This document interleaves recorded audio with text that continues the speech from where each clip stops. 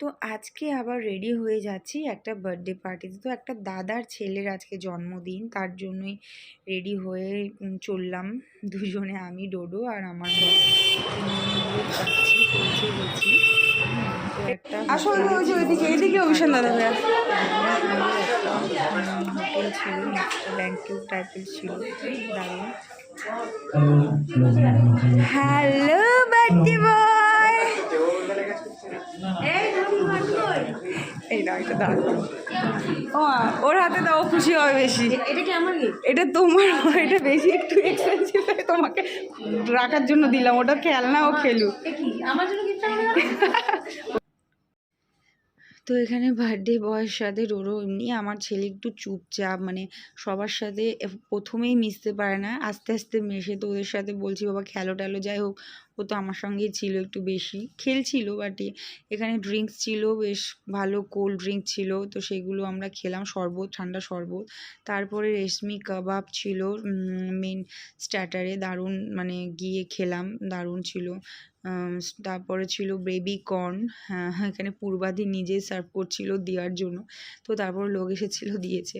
তো যাই হোক, তারপরে বেবি কর্ন আর ফ্রেঞ্চ ফ্রাই ছিল, মা যেহেতু নিরামিষ তার জন্য মাকে ওটা দিয়েছি, দাদা এসছে দেখো।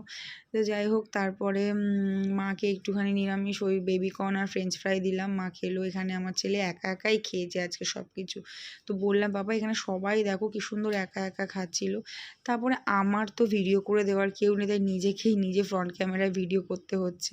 মাকে নিয়ে একটু ভিডিও করলাম। আমাদের বাড়ি এখন নাচানাচি শুরু হয়ে যেত, মেজোরাকে আগে